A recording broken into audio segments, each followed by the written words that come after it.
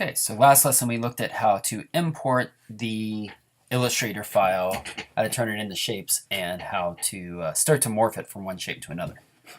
Now I've got my timeline all cleaned up. I deleted all my extra layers. You can leave yours in if you think that you might accidentally delete your second keyframe here, which turns it into the ghost. But I wanted to simplify mine a little bit. Now what we're going to do is we're going to clean this up a little bit.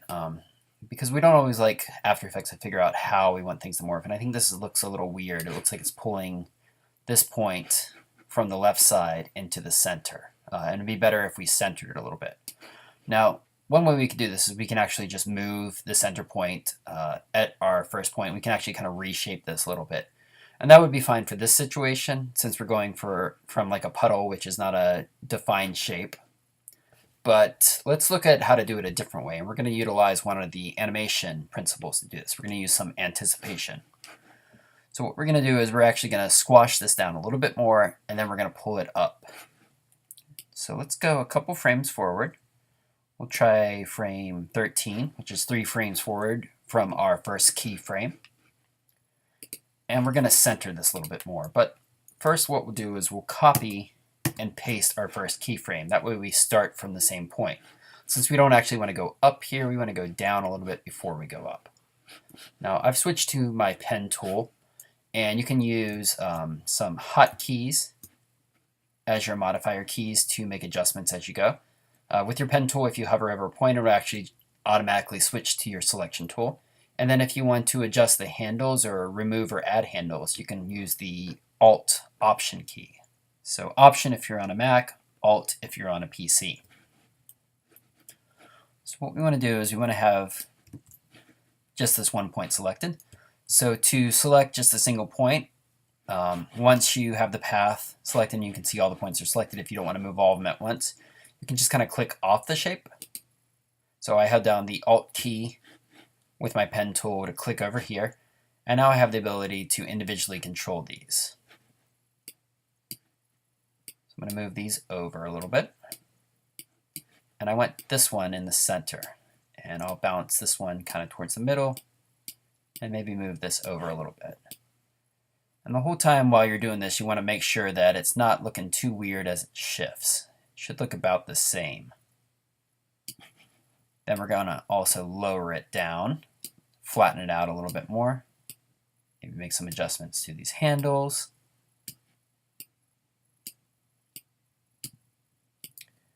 And this will give it a reason to morph this point to the center, along with adding some anticipation.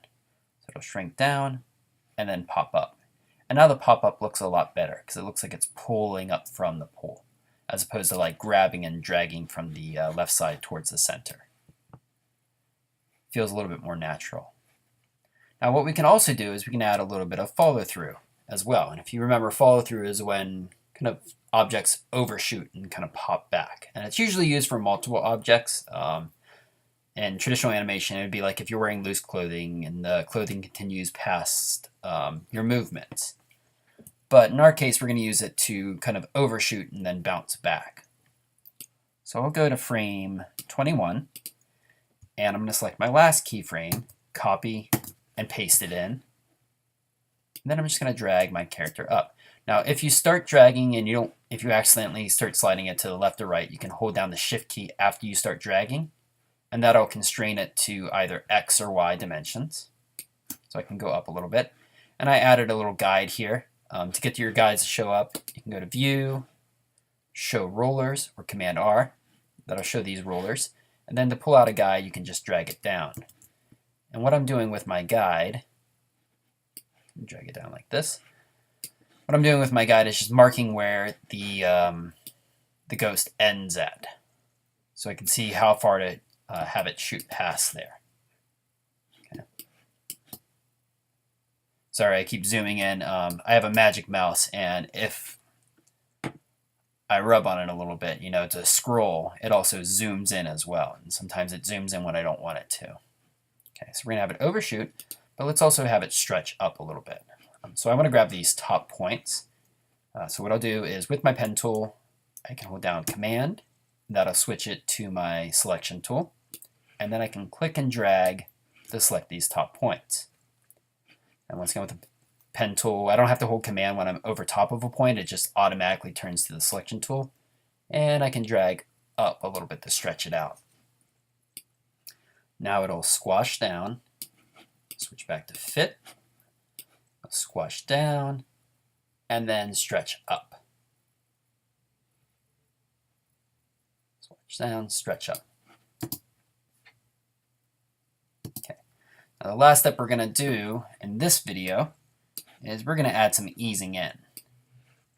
So I'm going to select all these points, right click, keyframe assistant, and we'll just put an easy ease on it. I know that we don't have to have an ease going into this one or an ease coming out of this one, but it's just simpler to do it this way.